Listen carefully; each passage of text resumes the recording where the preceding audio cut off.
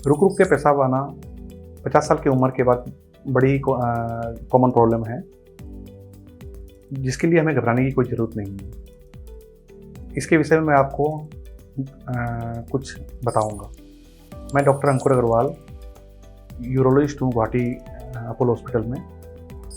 तो रुक रुक के पेशाब आना, पेशाब बार बार जाना, पेशाब को रोक ना पाना, पेशाब में आपको ताकत लगाना, या पेशाब में आपको स्ट्रेनिंग करना, या पेशाब आपके रुक रुक ड्रॉप बाय ड्रॉप पड़ना, ये सारे सिम्टम्स है जिसको हम लोअर यूरिनरी ट्रैक्ट सिम्टम्स कहते हैं, जो कि 50 साल की उम्र के बाद बड़ी ही कॉमन है और ये एज रिलेटेड सिम्टम्स होते हैं। और हर पेशेंट्स इनवेरिएबली जितने भी मेंबर्स हैं, जितने भी मेल मेंबर्स होते हैं, सबको 50 साल के बाद ये सिम्टम्स आती है, बट सारे पेशेंट्स को ट्रीटमेंट की ज़रूरत नहीं पड़ती है।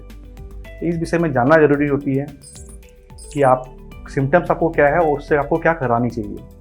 तो ये सारे सिम्टम्स होते हैं बेसिकली प्रोस्टेट के लिए रिलेटेड।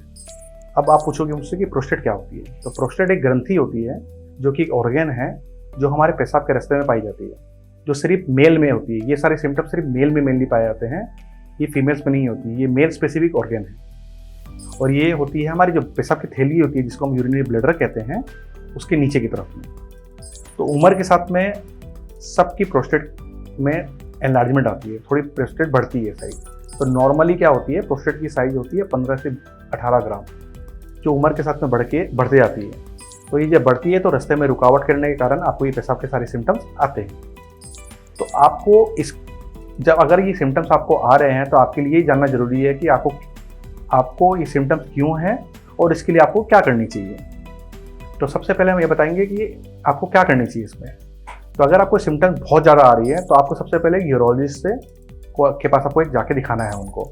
तो वो सबसे पहले आपकी प्रोस्टेट की जांच करेंगे। तो इस जांच में हम क्या करते हैं कि एक तो फिजिकल एग्जामिनेशन करते हैं और प्रोस्टेट को हम एग्जामिन करके देखते हैं आपके कि वो कितनी बड़ी हुई है साइज। और 1-2 टेस्ट कराया जाता है। एक ब्लड टेस्ट होती है जिसको हम लोग प्रोस्टेट स्पेसिफिक एंटीजन कहते हैं, और एक अल्ट्रासाउंड कराते हैं जिससे हम सिम्टम्स को और इन्वेस्टिगेशन के थ्रू हम निकालते हैं कि अपनी प्रोस्टेट कितनी बड़ी हुई है और क्या आपको कोई ट्रीटमेंट की ज़रूरत है। अगर आपको सिम्टम्स बड़े माइल्ड हैं तो इसमें कोई ट्रीटमेंट की ज़रूरत नहीं होती है। आप अपने थोड़े से लाइफस्टाइल मॉडिफिकेशन अगर कराते हो, आपका खाना का, आपका पानी का इंटेक हो, थोड़ी सी लाइफस्टाइल में एक्सरसाइज एंड फ्लूइड इंटेक को अगर आप लोग मॉडरेट कर देते हैं, हमारे अगर डाइट में हम वेजिटेबल्स, हमारे डाइट में अगर रेड मीट को कमाते हैं, वेजिटेबल्स की मात्रा को बढ़ाते हैं, पानी की मात्रा को बढ़ाते हैं, रात को लेट नाइट को पानी की मात्रा को कमाते हैं, इंटेक कमाते हैं, तो हम लोग अगर बहुत माइल्ड सी सिम्टम्स है तो सिर्फ ये लाइफस्टाइल मॉडिफिकेशन से ही आप अपने सिम्टम्स से निजात पा सकते हो। अगर सिम्टम्स काफ़ी ज़्यादा हैं तो वो भी ट्रीटेबल है। आपको इसके लिए दवाइयाँ अवेलेबल है, जो दवाइयाँ आपको आपके यूरोलॉजिस्ट देंगे।